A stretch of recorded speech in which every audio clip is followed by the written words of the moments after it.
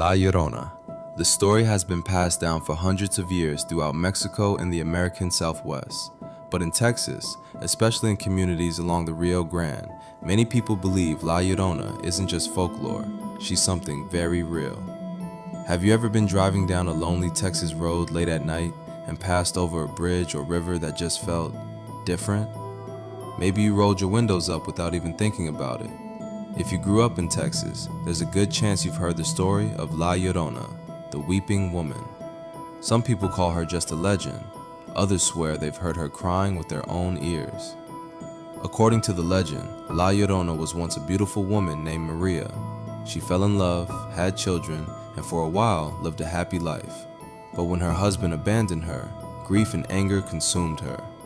In a moment of unimaginable rage and heartbreak, she drowned her own children in a river.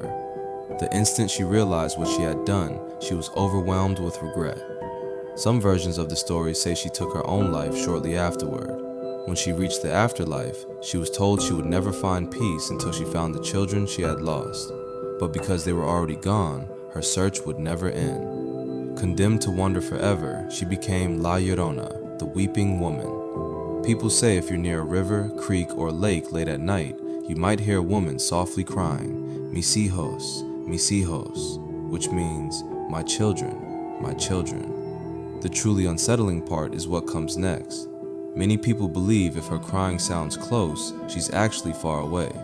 But if it sounds distant, she may already be standing much closer than you think.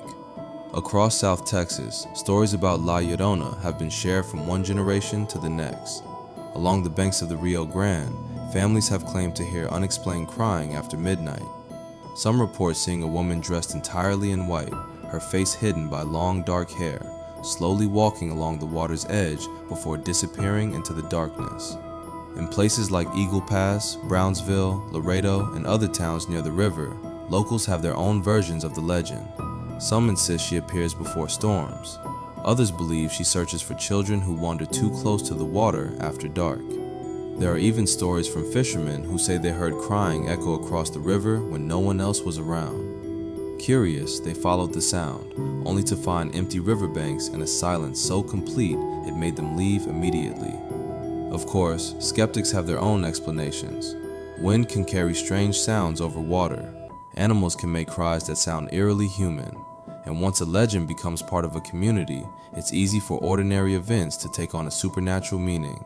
But that hasn't stopped the stories. Even today, many parents in South Texas still warn their children not to play near rivers after sunset.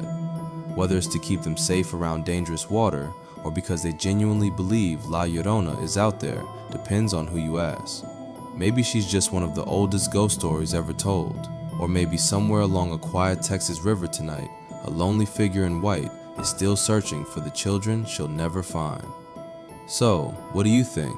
Is La Llorona nothing more than a chilling legend passed down through generations? Or do you believe some stories survive for centuries because there's a little bit of truth hidden inside them? Let me know what you think in the comments, and if you've ever heard the cries of the weeping woman here in Texas, I'd love to hear your story. If you like this kind of content, follow Texas Shadows and don't forget to share it. Until next time, stay curious and stay out of the shadows.